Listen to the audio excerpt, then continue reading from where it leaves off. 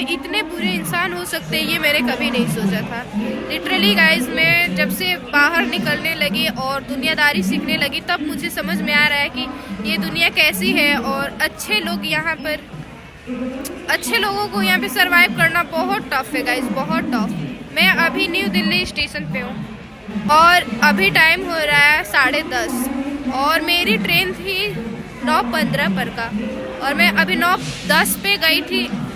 9 बज रहा था और मैं गई थी टिकट काउंटर पर टिकट लेने और वो सिर्फ महिला का जो लाइन होता है 5-6 लाइन था। एक में प्लेटफॉर्म टिकट मिल रहा था, एक का पुरुष का था, महिला का था। तो मैं महिला में गई तो उसमें पुरुष घुसा हुआ था। जो वो लड़का था उसके साथ एक लेडीज भी थी। तो वो क्या कर रहा था, लड़का की पेमेंट कर रहा था और उसका पेमेंट हो नहीं रहा था। और जो लेडीज थी वो हाथ में पैसा ली थी कि पेमेंट नहीं होगा तो मैं वो पैसा दे दूँ।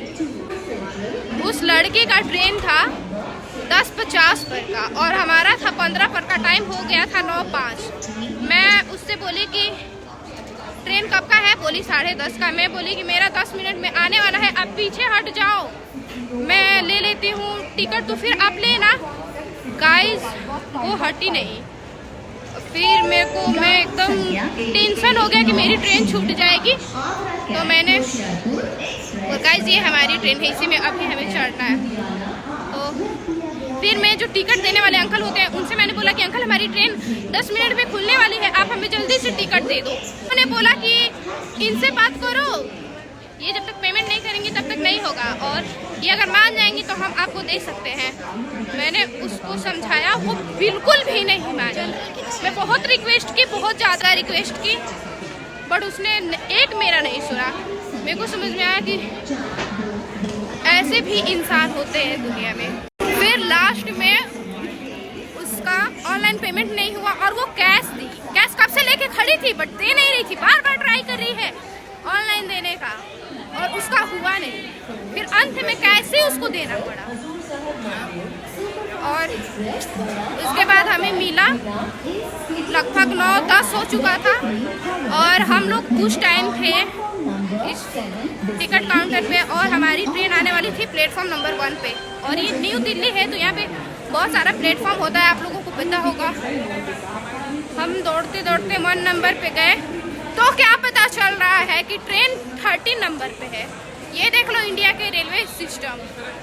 अब हम जा रहे हैं, एक तो इतना पसीना हो गया था, इतना पूरा सांस अंदर से फूल गया था।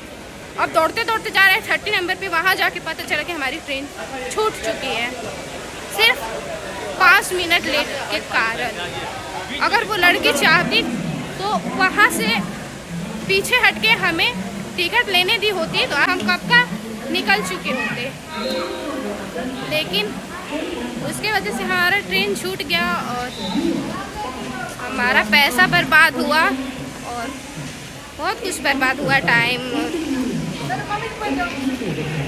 मतलब फिर मुझे रियलाइज़ हुआ कि मतलब जो इंसान जैसा होता है वैसे ही दूसरे के बारे में सोचता है। ये तो मैं जैसी हूँ वैसे ही सोचती थी कि नहीं सामने वाला भी अच्छा होगा, बट ऐसा नहीं है। और ये आप लोग तब समझोगे जब घर से बाहर निकलोगे। इसलिए दुनियादारी सीखनी है तो घर से आपको निकलना बहुत ज़रूरी है, बहुत ज़रूरी है। प्लेटफॉर्म नंबर 1 पे बैठ के मैं इतना ज़्यादा रोई इतना